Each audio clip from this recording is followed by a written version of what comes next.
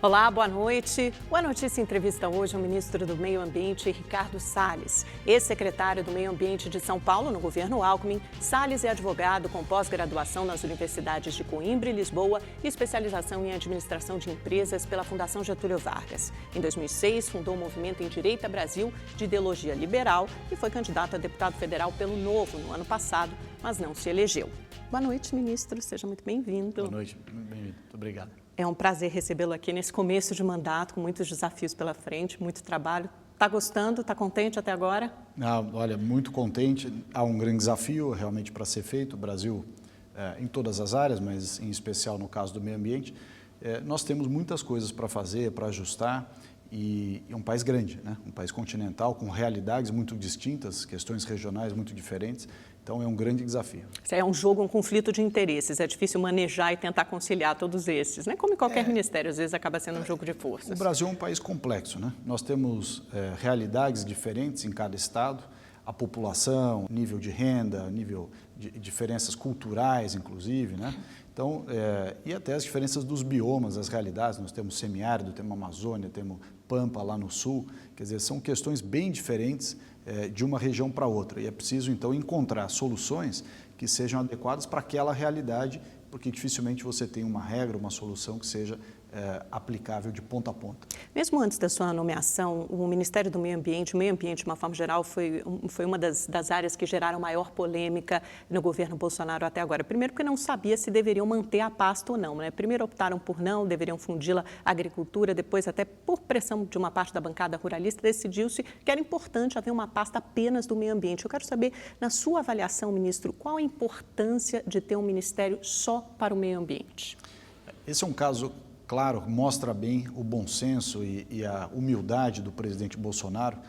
Ele tem mostrado isso, ele tem acessível aos argumentos, às informações e tem tido essa postura. O caso da manutenção do Ministério do Meio Ambiente em separado da agricultura, que foi uma hipótese aventada lá atrás, foi uma decisão acertada do presidente, mais uma. Por quê? Porque o meio ambiente tem muita relação com a agricultura. A agricultura brasileira é um exemplo de preservação ambiental para o mundo, a agricultura mais sustentável, que produz bem, mas meio ambiente não é só agricultura. Meio ambiente diz respeito também à infraestrutura, rodovias, ferrovias, diz respeito a portos, aeroportos, diz respeito a locais de geração de energia elétrica e também, acho que uma questão super importante que tem ficado de lado até hoje, o meio ambiente é um tema de grande preocupação nas áreas urbanas, é a qualidade ambiental urbana, que foi deixada de lado e só se falava na área de agricultura. Mas hoje está claro, aqui na região, inclusive perto do estúdio, você passa próximo ao rio, você vê que os maiores problemas de qualidade de meio ambiente hoje decorre da inadequação, da falta de cuidado das áreas urbanas, das regiões metropolitanas. Poluem os rios, não tratam esgoto, poluem o ar, há supressão de vegetação, não cuida do lixo adequadamente, há descarte de material, por exemplo, resíduo da construção civil, você tem esses caçambeiros que despejam caçamba de entulho na beira dos mananciais. Então, assim, os maiores problemas de meio ambiente hoje e que estão muito aquém, as soluções endereçadas estão muito aquém da necessidade, são os da área urbana. Que não tem nada a ver com a agricultura, então por isso é importante você ter um ministério só para aquela área específica. Agora, ministro, o ministro da Casa Civil, Onyx Lorenzoni, falou muito em traçar metas para os primeiros 100 dias do governo Bolsonaro. Diz que cada ministro precisaria fazer isso. A gente já viu pelo menos 2 reuniões ministeriais e os ministros ainda não traçaram essas metas. Eu queria saber se o senhor poderia adiantar algumas dessas prioridades para os seus primeiros 3 meses de mandato aí à frente do meio ambiente. Bom, primeiro, há que se louvar muito a postura e a defesa dessas ideias das metas, dos prazos e tudo que o ministro Onyx Lorenzoni está fazendo, e está fazendo de maneira competente, porque nós temos que trazer para o setor público os bons princípios e os bons parâmetros que deram certo e dão certo no setor privado. Dentre eles, transparência, a eficiência, a meritocracia, meta, daí porque ele está pedindo meta, prazo e instrumentos e índices para você mensurar isso. No caso específico do meio ambiente, eu diria que a agenda número 1 do Ministério é a qualidade ambiental urbana. Vamos lançar aí um programa grande, ideias bem específicas para a qualidade do ar, qualidade do solo, despoluição das águas, do mar. Nós temos um litoral maravilhoso no Brasil e que está todo poluído. Esse final de semana mesmo, passado, eu coloquei uma noticiazinha sobre Ilhabela. Ilhabela, que é a joia da coroa aqui do litoral paulista, está com todas as praias, exceto uma, de bandeira vermelha. E que é um absurdo, né? Uma não região tem tratamento linda. de esgoto, não tem tratamento de esgoto. E o litoral todo tem esse problema, padece desse problema. E é importante porque até o prefeito de Ilhabela, quando viu a minha postagem, telefonou e nós marcamos, inclusive, a reunião entre o prefeito, lá no IBAMA, aqui em São Paulo. O prefeito, o IBAMA, eu, o secretário de Meio Ambiente, a Sabesp, a CETESB, nós vamos achar uma solução, porque do jeito que está não pode ficar. Então, prioridade... Então, despoluição é uma das suas bandeiras, dos uma das rios, prioridades. do mar, do ar. Então, a agenda de resíduos sólidos, né? Ou seja, manejar o lixo e todos os outros resíduos, supressão de vegetação em área urbana, sobretudo em área de mananciais, que é o pulmão de segurança hídrica de abastecimento das cidades, né, das grandes regiões metropolitanas. Então, eu diria, essa agenda de qualidade ambiental urbana é a prioridade número 1 do Ministério hoje. E tem dinheiro para fazer isso? Porque quando a gente vê os números são assustadores, né? Acho que se 45% apenas do esgoto é tratado, quer dizer, mais da metade do esgoto ainda não é tratado. Saneamento básico, você tem até algumas metas com as quais o Brasil se comprometeu com a ONU até 2030, isso foi feito em 2015, até 2030, saneamento básico atingir toda a população. Isso parece muito distante ainda. Muito distante, super importante, como você colocou bem. Tem recurso, mas eu diria que o problema é mais do que o recurso. O problema é você desregulamentar essa área de saneamento. O governo interferiu demais, há regras demais e regras que não são razoáveis. Como, por exemplo, ministro? Você tem problemas de tarifa, problema de tributação, há um conflito de competências entre os municípios e o Estado para ver quem faz o quê. Nós temos uma profusão legislativa no Brasil muito grande, ou seja, há norma para todo lado. E não se preocupou em fazer, até o momento, uma filtragem dessas normas para que elas sejam harmônicas, coerentes entre si. O que acaba acontecendo é tão complicado, oneroso, caro, ineficiente, o arcabouço regulatório dessa parte de saneamento, que você não tem boas saídas. Para piorar, como as competências municipal, estadual e federal às vezes conflitam, para resolver o problema tende a haver uma certa pressão do ente federativo na instância superior sobre o de baixo. E isso gera desgaste político e muitas vezes a classe política não quer ter esse desgaste. Então nós precisamos encarar esse problema como um interesse de todos os brasileiros, de todos, dos municípios, dos estados, do governo federal. E é assim a orientação que o presidente nos deu, cuidar dos temas do interesse do Brasil com patriotismo, realmente sem entrar nessa questiúncula política de jogo de interesses, de poderes e tal. Ministro, e como isso pode ser feito? Por medida provisória, decreto, precisa de aprovação no Congresso? Qual seria a maneira de desregulamentar, como o senhor diz, essas questões ligadas a saneamento, a despoluição? Os temas de saneamento permeiam várias áreas. Então, ele está no Ministério do Desenvolvimento Regional, ele está na ANA, Agência Nacional de Águas, que inclusive foi para o Ministério do Desenvolvimento Regional. A parte de controle ambiental está no Ministério do Meio Ambiente, mas está também nas secretarias estaduais de meio ambiente, nos órgãos estaduais. Alguns municípios que têm órgão ambiental local também têm como fazer esse trabalho. Tem agências estaduais, como São Paulo tem a Arcesp, que cuida da parte de saneamento. Então, você tem que pegar toda essa legislação, uma decorre da outra. Tem que fazer uma certa harmonização delas, tirar pontos conflituosos e tirar questões, isso é importante, tirar questões de excesso de intervencionismo do Estado na economia. Ou seja, você deixar o empreendedor, aquele que quiser entrar nesse ramo, por exemplo, é um maior exemplo, mas serve para todos. O empreendedor que quiser entrar nesse ramo de saneamento privado, ele tem que ter retorno para o seu investimento. Para ele ter retorno, ele tem que ter previsibilidade, ele tem que ter a capacidade da criatividade do empreendedor, tem que ser livre. Então, nós temos um Estado que por anos, 20 anos, foi um Estado que queria fazer tudo e aí não fez nada. Queria influenciar em tudo e não cuidou de nada. Então, nós precisamos tirar o Estado das costas das pessoas, tirar o Estado, deixar o Estado atrapalhar menos. Aliás, muito ajuda o Estado que não atrapalha. Deixar o setor privado entrar nas diversas áreas, inclusive de saneamento, e fazer os investimentos e colher, por outro lado, o resultado econômico desse investimento. Porque investimento que não vale a pena não é feito. Então, precisa reconhecer essas limitações. Essa é bastante o raciocínio e a ideologia do governo Bolsonaro, do ministro Paulo Guedes.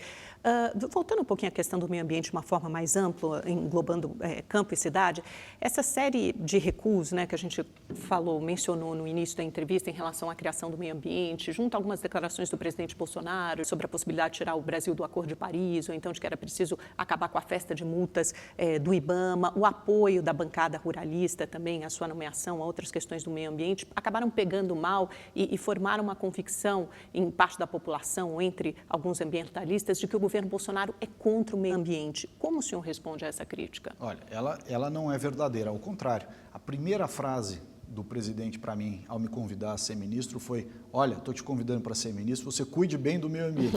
Primeira frase. E é verdade. Agora, cuidar bem do meio ambiente não significa radicalizar, não significa jogar para a torcida e criar perseguição às pessoas, ao setor privado, aos diversos segmentos produtivos, à indústria, à agricultura, ao setor imobiliário, enfim. Na medida em que você permite que haja uma perseguição aos setores produtivos, quase como consequência de uma visão dogmática da realidade, você desvirtua os investimentos. Então, de um lado, a preservação do meio ambiente tem que ser feita de maneira eficiente, com boa gestão. Não há nada pior para o meio ambiente do que uma má gestão dos recursos, porque acaba havendo desperdício, retrabalho, enfim. Então, de um lado, gestão, né, eficiência e tudo mais. Segundo, um respeito muito grande à parte jurídica. Quais são as leis que regem o meio ambiente? De Código Florestal, normas específicas, nós temos que nos ater à lei. Quando você permite que a unidade fiscalizadora, seja ela qual for, vá além da lei e passe a perseguir... O senhor acha que o IBAMA faz isso atualmente, ou fazia até o governo passado? Eu acho que há casos no Brasil inteiro em que, por desajustes e tal, você acaba tendo exageros. E isso não é bom. Sabe por que não é bom? O percentual de multas que acabam, entre as multas lavradas e aquelas que são efetivamente recolhidas, que vão até o fim e que, portanto, não são derrubadas, quer seja no processo administrativo ou, eventualmente, no processo judicial, o percentual de multas é muito pequeno que chega ao fim. O que mostra que o filtro de entrada está equivocado, seja porque a norma não está bem redigida, seja porque ela não está sendo bem aplicada. E o que vai mudar no trabalho do IBAMA, então? Nós estamos criando, com relação a essa parte das multas, nós estamos criando as câmaras de conciliação, que significa dizer o seguinte: quando alguém for autuado, receber uma atuação, seja de que motivo for, será imediatamente chamado para apresentar os seus argumentos numa audiência de conciliação entre o representante do Ministério, o representante do IBAMA e o que foi autuado, para que ali se veja se aquele auto de infração cumpriu todas as formalidades, se a aplicação daquela sanção é equilibrada, se ela tem fundamento. Enfim, é uma audiência de conciliação realmente em que ambos os lados, o IBAMA que fez a infração e o privado que recebeu, seja quem for o segmento, seja qual for o segmento, que recebeu o auto de infração, vai poder já naquele primeiro momento apresentar os seus argumentos, os seus documentos, as suas razões e eventualmente transacionar. Às vezes há exageros, ou às vezes realmente faltou documento, ou de fato a autuação foi bem feita e deve prosseguir, mas ali ele poderá inclusive fazer um acordo, dizer: olha, eu me comprometo, assino um termo de ajustamento de conduta, faço determinada transação, para não ter que continuar um processo 2, 3 anos, você vai no processo administrativo, vai no processo judicial, vai gastando dinheiro público, portanto, vai tirando o foco do trabalho em coisa que pode ser resolvida naquele momento. Há ambientalistas que enxergam nisso um afrouxamento, uma flexibilização das regras que poderia, inclusive, fomentar ou incentivar o crime ambiental. O senhor não teme isso? Não concordo. Acho que é o inverso. Quando você dá a oportunidade da pessoa se defender, respeitada a ampla defesa, o contraditório, devido processo legal, isso é inerente ao Estado democrático de direito e nós temos que conferir isso. A presunção, infelizmente, no Brasil, isso é muito ruim. A presunção é de que todo o setor privado, o setor produtivo, etc., a princípio é um infrator. Nós temos que inverter essa lógica. Em todos os países desenvolvidos, Estados Unidos, por exemplo, que é um exemplo, a lógica é: a pessoa está dizendo a verdade. E se ela estiver mentindo, tiver cometido uma infração, aí sim o rigor da lei. Aqui nós estamos partindo do pressuposto que ele é um infrator em potencial. O próprio presidente Bolsonaro foi vítima disso, né? O IBAMA acabou anulando agora uma multa ambiental que havia sido aplicada a ele em 2012 por um caso de pesca ilegal numa área em Angra dos Reis. Ele se defendeu, na verdade a AGU achou que ele não teve direito a toda a legítima defesa, acabou anulando. Na verdade isso volta ao início, né? Não é que o mérito ainda não foi analisado, mas volta ao início desse processo todo. Foi no final do ano passado, ou seja, eu não era nem ministro ainda, e eu li as decisões. Mas ele já era presidente eleito, ele foi pego com uma vara de pescar numa área de pesca ilegal em Angra dos Reis. Isso não é prova suficiente de que haveria uma infração? Veja o que aconteceu no caso dele.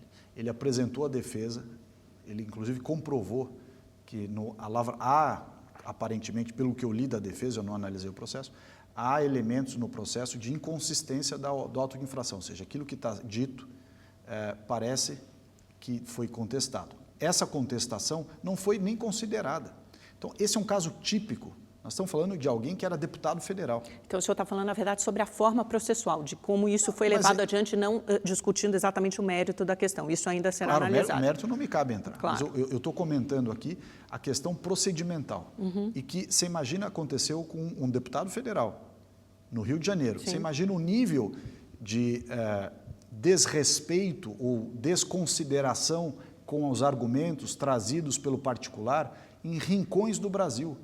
Se nós estamos falando de um caso específico de um deputado federal no Rio de Janeiro, você imagina em outros lugares. Você apresenta a defesa, o órgão não toma nem conhecimento. Você apresenta o recurso, dá uma decisão que ignora completamente os seus argumentos.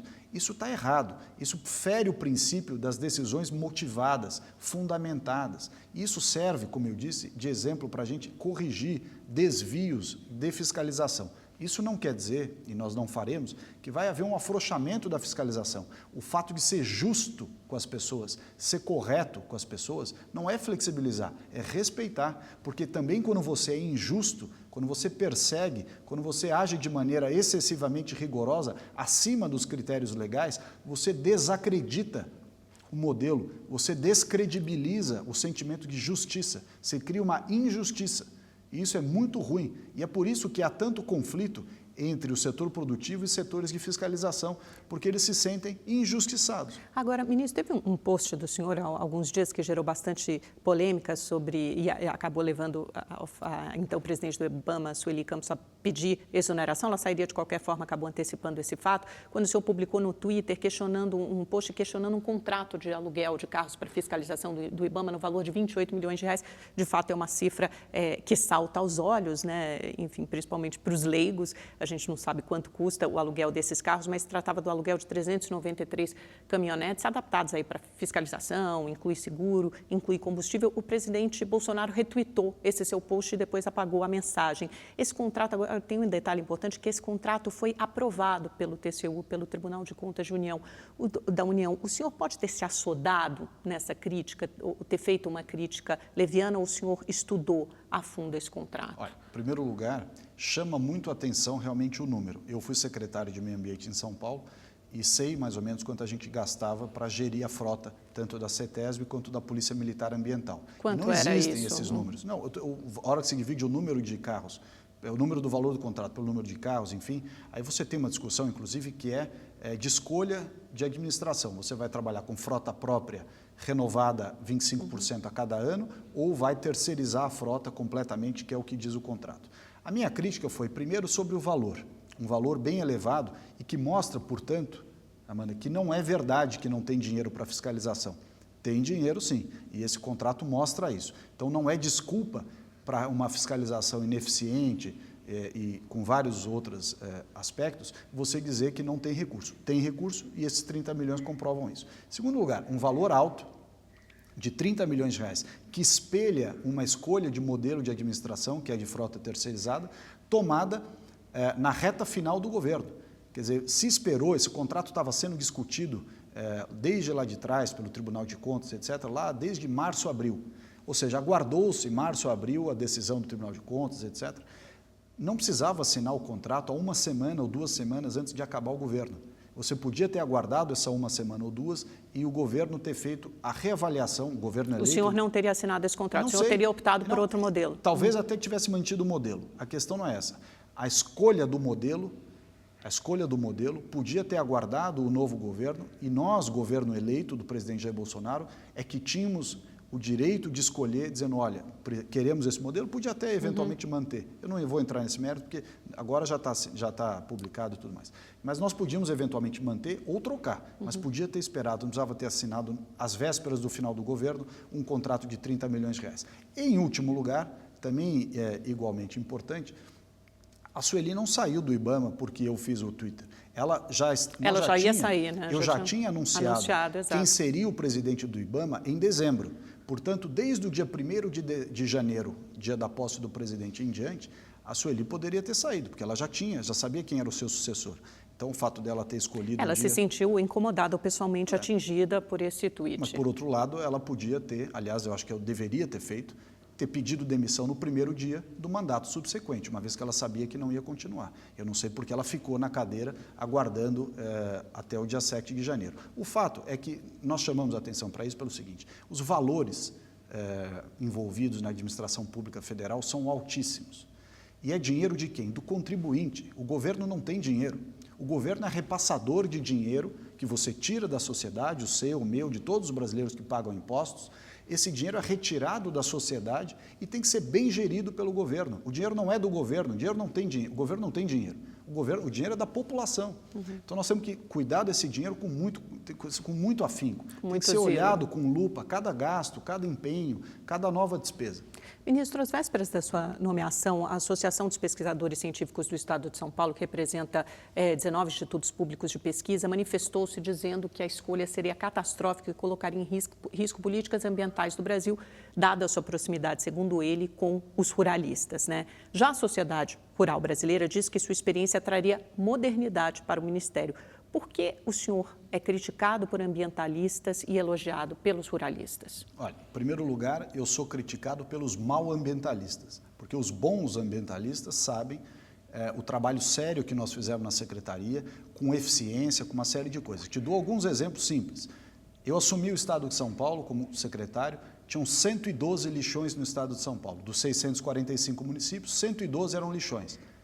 Recebi isso como herança da administração anterior. Entreguei a secretaria com 9. Eu decidi de 112 para 9. Isso é eficiência administrativa e isso é eficiência de cuidado com o meio ambiente. Eu recebi o programa Nascentes com mais ou menos 1.000 hectares plantados, é um programa de recomposição de mata ciliar, APP, enfim, e entreguei a secretaria com 7.000 hectares em recomposição. Isso é eficiência administrativa em favor do meio ambiente. Então, dizer que ineficiência administrativa é inerente ao meio ambiente está equivocado. Por que os setores produtivos e os bons ambientalistas reconhecem isso? Porque foi justamente em prol da defesa do meio ambiente que nós fizemos uma boa gestão administrativa, cuidando dos recursos, tendo aplicações mais eficientes. Quem não gosta do trabalho que a gente fez? Normalmente as pessoas que se disfarçam de bandeiras politicamente corretas e ficam sugando dinheiro público através de convênios, acordos, etc. Ou seja, quando você desnuda essa ineficiência administrativa e mostra que o politicamente correto, que determinadas bandeiras estão sendo usadas por determinados grupos e pessoas, no fundo para esconder os seus interesses, muitas vezes comerciais.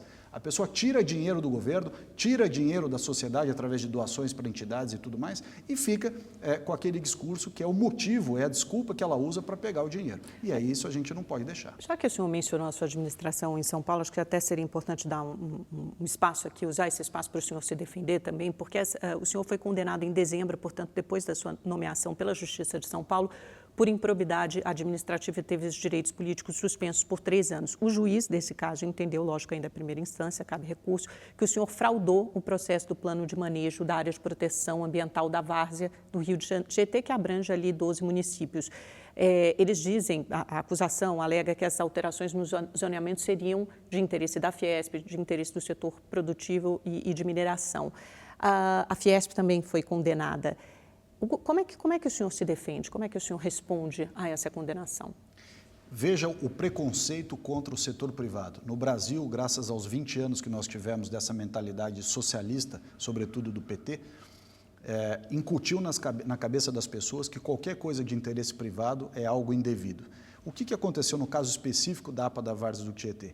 Contratou-se, mais uma vez, um caso de dinheiro público indo para bolso de ambientalista. Contratou-se por R$1 milhão, 4 professores da FUSP, da Fundação Universidade de São Paulo, para fazer uma minuta de plano de manejo. O plano de manejo é um manual de como você opera ocupação do solo, enfim, de uma determinada região, que é a APA da Várzea do Tietê.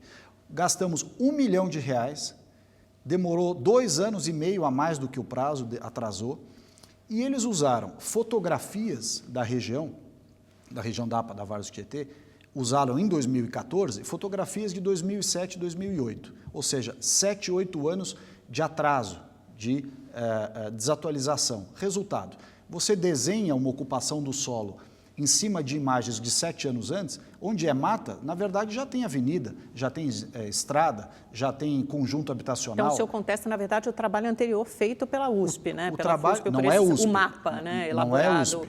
Isso é uma coisa que precisa ficar claro. Não é USP. São 4 professores da USP, mas Entendi. não é a USP. Não é a USP Então, como isso em entidade, primeiro lugar. como universidade. Segundo, você usou imagens de 7 anos antes. Resultado, você dizia, isso aqui tem que ser preservado. A hora que você olha a imagem de verdade, tinha uma estação de tratamento de esgoto embaixo. Você olha a imagem, tinha uma avenida. Você olha uma região onde você estava proibindo a ocupação, tinham conjuntos habitacionais, tinham indústrias. Então, quando você recebe as informações e diz assim, olha, isso aqui está errado, nós não podemos passar essa norma. Qual é a crítica que se faz? Ah, então está atendendo o interesse privado. Não é que tem interesse privado, eu estou simplesmente prestigiando a realidade. Se eu não tivesse feito isso, eu estaria fechando os olhos para a realidade. Eu estaria sendo conivente com um traçado de um mapa e de critérios que foram trazidos ali equivocados. E equivocados, inclusive, porque foram usados, como eu lhe disse, informações e fotografias, etc., com 7, 8 anos de desatualização. É isso que o senhor vai apresentar na sua defesa. Essa é a lógica do processo, foi por isso que nós atuamos, não tinha defesa de interesse privado nenhum. As reuniões foram feitas na secretaria, a portas abertas, com dezenas de funcionários da secretaria, funcionários. Quer dizer, não tem nada errado. Agora, enfim... Ministro, mudando um pouquinho de assunto, falando sobre o Acordo de Paris, também é outro tema que tem gerado bastante repercussão. O presidente Bolsonaro chegou a falar durante a campanha que o Brasil poderia sair do Acordo de Paris, é exemplo do que fez o presidente Trump nos Estados Unidos. Essa ideia está definitivamente enterrada ou isso ainda vai ser discutido no governo? Esse assunto é mais um assunto que mostra bem o bom senso, ponderação, a humildade e a transparência do presidente Jair Bolsonaro. Nós conversamos sobre esse assunto, eu expliquei, li um pouco mais as críticas que estavam sendo feitas e o que se percebe. O Acordo de Paris é um guarda-chuva de princípios, de caminhos que pretende seguir para reduzir a temperatura, segurar a emissão de gases de efeito estufa, enfim. Qual é a nossa preocupação e o que eu tenho dito? Há diversos mecanismos financeiros que decorrem do Acordo de Paris e que podem, e que tem sido dito à torto e à direito em todos os encontros internacionais, todas as manchetes dizendo há bilhões de reais disponíveis no mundo de green bonds para pagamento de serviço ambiental, para isso, para aquilo, aquilo. Esses recursos precisam vir para o Brasil e o brasileiro utilizar esse recurso. Nós não podemos ter um assunto que é usado como chamariz para dizer que a gente... Olha, o Brasil, se fizer a lição de casa, vai ter recursos financeiros. Nós já fizemos a lição de casa. O Brasil é o país cuja agricultura é das mais sustentáveis do mundo. O nosso meio ambiente é super preservado. Olha o percentual de floresta que tem no Brasil em relação ao resto do território que é usado para agricultura ou usado para as pessoas morarem nas cidades. E o Brasil tem um bom status mundial, inclusive por isso que ajuda a agricultura, né? Porque a agricultura tem esse selo ambiental e só pode exportar para alguns países que são muito rigorosos nesses critérios, como a União Europeia e Estados Unidos, justamente porque preservam o meio ambiente. Mas nós não somos isso porque tem o Acordo do Clima. Não, nós já fazíamos, sempre lideramos essa questão. Exato, então nós já fazíamos isso, nós já fazíamos a preservação desse jeito, a agricultura já era assim e vai continuar assim. Então o Brasil não vai sair do Acordo de Paris, é isso que o senhor está dizendo? É simplesmente deixar claro que aquilo que é vantajoso para o Brasil a gente vai intensificar e aquilo que nos quiser ser impostos para o Brasil, usando como pretexto o Acordo do Clima,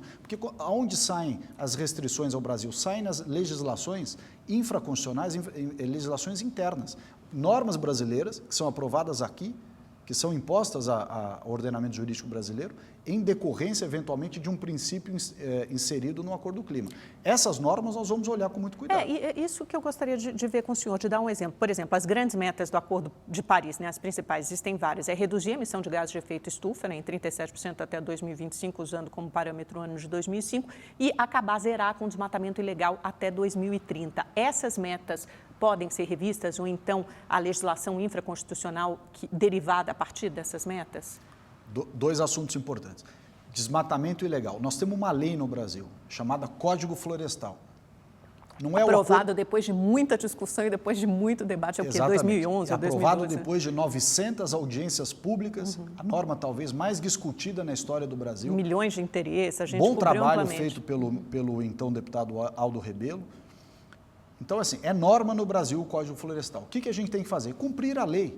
Nem mais, nem menos. É cumprir a lei. A nossa lei não é o Acordo do Clima, a nossa lei é o Código Florestal. Mas o Acordo de Paris implica em cumprir algo que vá além do Código Florestal? É isso que o senhor está dizendo? O que eu quero dizer é o seguinte, quando nós colocamos numa lei os princípios que regem, inclusive, o direito de propriedade, ou seja, o direito à pessoa usufruir uma parte da sua propriedade para produzir, nos percentuais diferenciados de reserva legal em cada região e tal, você tem que reconhecer que dentro daquele percentual que é liberado para ele produzir, é uma decisão do produtor. Não é um órgão internacional que vai dizer, mas esse 20% vai contribuir para o desmatamento. Bom, mas eventualmente esse 20% é o direito de propriedade dele de poder sobreviver. O senhor está falando, por exemplo, na Amazônia tem esse limite de 20% que o produtor pode explorar. Se para cumprir a meta do Acordo de Paris ele precisasse preservar, sei lá, 22% ou 23%... É que lá no caso é 80% de reserva legal. Exatamente, que país e 20% do mundo, que ele pode que país do usar. mundo impõe uma restrição ao seu produtor dizendo o seguinte, você tem uma propriedade, 80% da sua propriedade você não pode mexer. Mas é que nós somos os únicos com a Amazônia, né, ministra? Eu não sei. Mas você tem que somos dar... os únicos, não é esse país. O problema. A questão é o seguinte, você tem que dar a compensação financeira, já que você está influenciando o direito de propriedade, você está restringindo o direito de propriedade, a pessoa que tem essa restrição imposta, ela tem que ter um determinado instrumento financeiro para compensá-la por isso. Você não pode impor uma restrição para o povo brasileiro, para a sociedade brasileira, e dizer o seguinte, olha, o ônus é todo de vocês. Como é que ele é compensado financeiramente? Porque esses créditos, a gente tem todo um mercado que rege isso. Exatamente. Né? Então, esse é o grande desafio que nós temos. Na área de, portanto, na área de desmatamento, etc., o que nós temos que fazer? Mostrar para o mundo, como já tem sido mostrado, que nós estamos fazendo o nosso dever de casa, não porque eles nos impõem, porque este é o jeito do brasileiro cuidar da sua agricultura. Mas o desmatamento na Amazônia aumentou, né? De 2017 para 2018 aumentou quase 14%. Aumentou em várias áreas públicas, inclusive.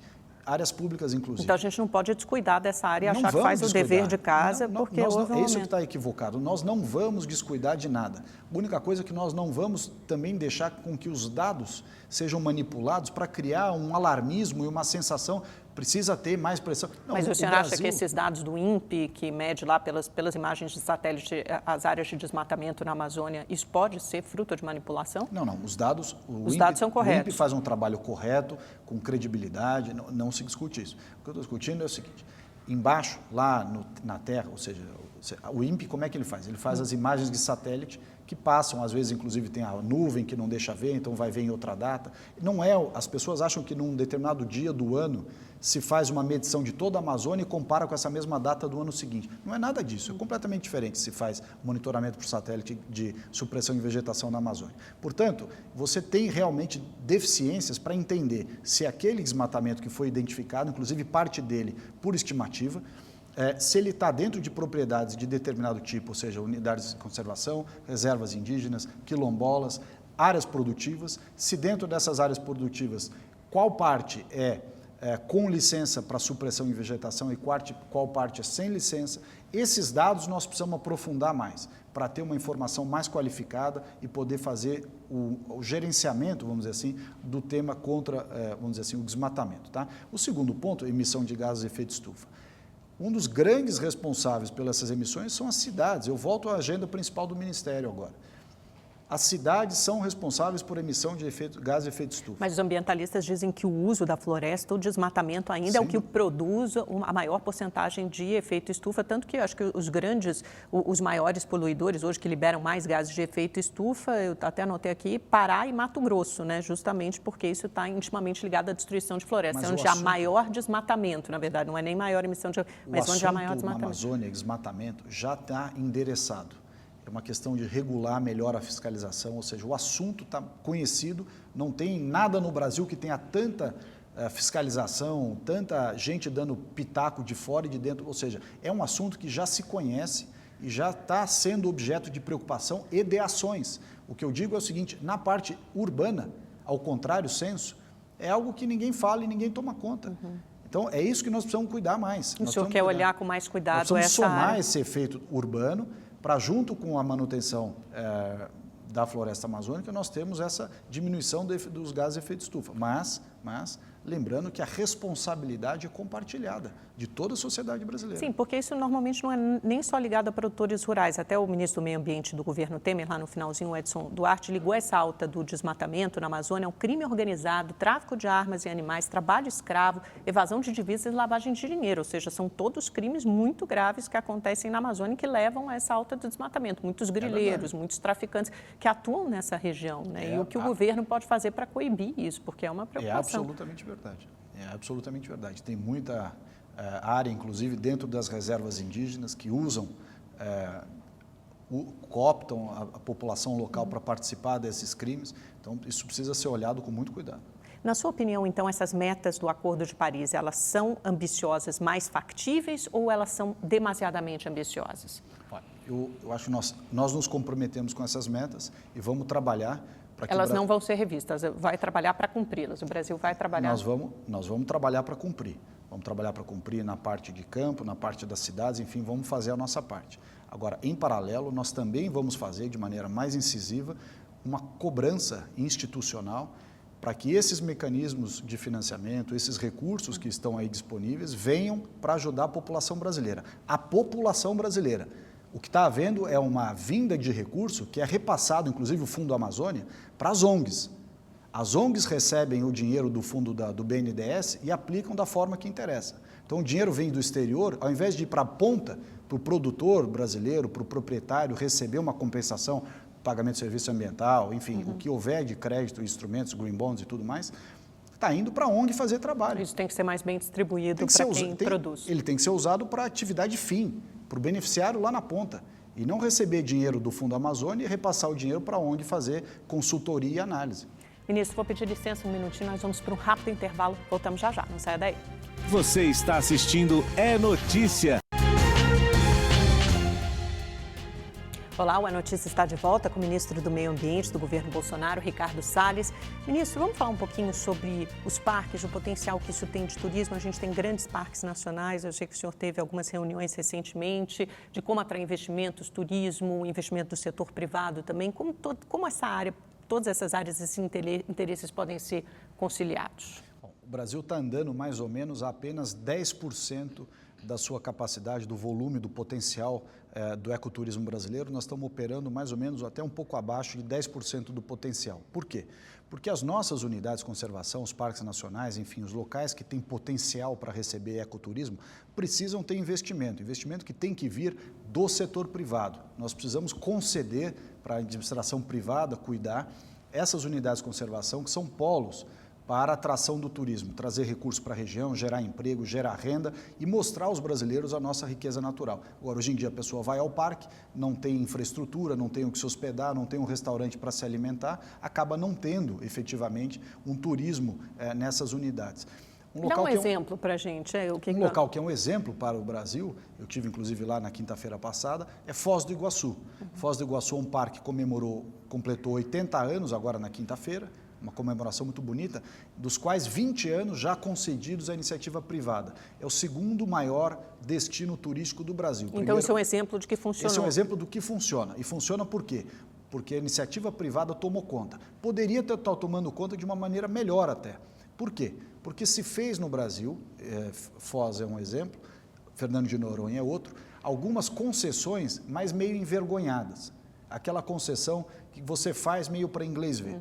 A concessão tem que ser feita no mote, no regime que é para incentivar a criatividade do empreendedor, a criatividade e a dinâmica do setor privado, que cria produtos, serviços, cria infraestrutura e acompanha a modernidade. Você vê no Parque de Foz do Iguaçu, não tem Wi-Fi para a população usar. Simplesmente pelo fato de que o edital de licitação de 20 anos atrás não previa o Wi-Fi. Então, como não prevê o Wi-Fi, o concessionário não pode colocar. Quer dizer, é um absurdo. Você está tolhendo a capacidade criativa e a dinâmica do empreendedor privado. Então, ao Estado cabe o quê? Simplesmente regular e permitir que seja feito esse ecoturismo nas unidades de conservação que tem essa finalidade, e com isso cresce o investimento. Em que outras áreas isso poderia ser feito? Porque a gente lembra de Foz e, claro, Fernando de Noronha, são os dois grandes exemplos no Brasil. Em que outras unidades de conservação que pode haver?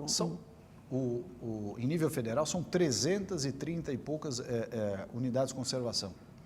São muitas áreas, Lençóis Maranhenses, Chapada, parques, Pantanal, Mato Grosso, você tem 1000 áreas, 1000 opções alternativas de investimento que pode vir do setor público para essas áreas privadas. Então, conceder essas áreas. Nós temos que arrumar a legislação, tem algumas áreas que precisam realmente ter um ajuste fundiário, enfim, mas precisamos preparar esse cenário, essa hipótese de passar a maior quantidade de unidades de conservação que tenham potencial turístico, tem algumas que não têm, são só de preservação, para as pessoas conhecerem.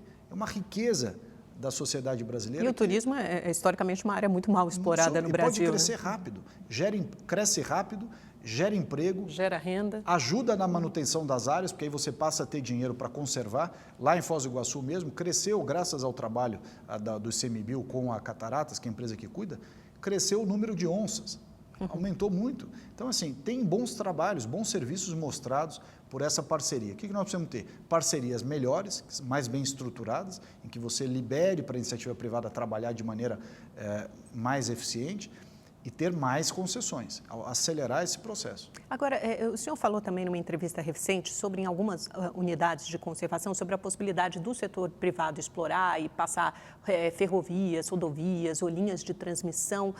Como é que seria feito isso? Que unidades o senhor tem em mente?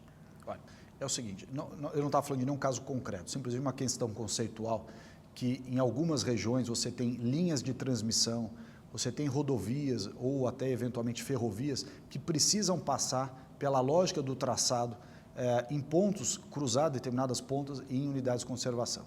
Que são unidades mais protegidas, né? Você tem vários níveis, né? A lei, o Sistema Nacional de Unidades de Conservação, o SNUC, tem vários níveis de proteção com maior ou menor integração e tal.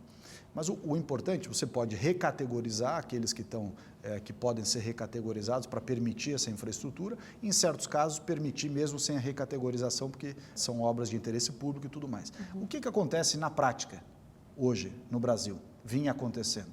Os licenciamentos ambientais de várias obras de infraestrutura demoram anos para serem feitos. E não tem cabimento, quer dizer, o investimento, quando você tira veículo, porque tem uma ferrovia, quando você põe o linhão para transmitir energia, você está trazendo benefício para a sociedade, inclusive na área ambiental. É menos carro andando, portanto poluindo menos. É energia elétrica para chegar nos hospitais, para chegar nas áreas O receio é de que interfira, de alguma forma, no ecossistema da região, ou que traga algum tipo de malefício. Mas, Amanda, é para isso que existe o licenciamento ambiental. O licenciamento ambiental é um processo não para dizer não, ele é um processo para dizer sim, mas em que condições? Então, cabe ao licenciamento ambiental, a autoridade que licencia nos estados ou ao IBAMA, sobepesar quais são as vantagens, quais são as desvantagens, quais são os riscos e quais são as medidas mitigatórias desse risco, ou seja, para controlar. Simplesmente você deixar o processo escondido numa gaveta, porque não se quer que tenha nada na unidade, e ao invés de permitir que haja uma análise técnica, eu estou defendendo, e na reportagem que você se referiu, eu estava defendendo uma análise técnica. Ela não pode ser uma análise dogmática das pessoas que não querem nada na unidade de conservação e até, de certa forma, fazem o processo ser retardado, ser atrasado, porque não querem aprovar e, quando aprovam, fazem exigências ou colocações muitas vezes absurdas, sem fundamento técnico. Isso, como eu disse no começo da entrevista aqui, isso tira a credibilidade do órgão licenciador. E isso prejudica o Brasil, prejudica o ser humano e prejudica o meio ambiente. A gente vê uma clara mudança de tom, né, tanto no seu discurso como do presidente Bolsonaro, até nessa visão do meio ambiente, de uma conciliação muito maior com o interesse do setor produtivo, do setor agropecuário. O presidente Bolsonaro disse, quando já estava eleito, mas um pouco antes de assumir, em dezembro, que as políticas indigenistas e ambientais no país não trabalham, e aí eu cito, em prol do Brasil, mas de interesse extraterritório. Temos tudo para ser uma grande nação, mas por causa de uma política tacanha e mesquinha, que é potencializada na questão ambiental e indigenista, continuamos aqui patinando na economia. O senhor compartilha dessa visão? Acho ela absolutamente correta. Absolutamente correto. E o que vai ser feito, então, para mudar, para trabalhar em prol dessa visão e sem que haja prejuízo para o meio ambiente? Porque eu acho que esse é o grande temor dos ambientalistas, né? De que com a entrada para atender aos interesses do agronegócio, para atender aos interesses do setor produtivo, da indústria de uma forma geral, que isso cause prejuízo ao meio ambiente, justamente uma área em que o Brasil é tão bem visto internacionalmente. Não. Não tem dúvida. Nós precisamos, em primeiro lugar, em relação a esse âmbito de ONGs, ambientalistas, etc., separar o joio do trigo. As pessoas sérias, que têm propostas sérias, que estão dispostas a um diálogo franco, aberto, respeitoso e transparente, terão sempre as portas abertas conosco, sempre. Agora, aquelas que usam bandeiras ambientalistas para atacar o governo, para atacar determinadas políticas públicas, simplesmente pelo fato de que a mudança no comportamento está prejudicando o seu interesse econômico, está tirando dinheiro da sua ONG e por isso que ela bate tanto na imprensa, por isso que ela diz tanta coisa contra na imprensa, é interesse econômico, comercial, disfarçado de interesse ambiental. Então o meio ambiente é uma questão ideológica, se tornou uma questão ideológica para o senhor? Não, ao contrário, o meio ambiente é uma questão técnica. Assim como a gestão do nosso território tem que ser uma questão técnica, baseada em leis, baseada em estudos e baseada em muito bom senso.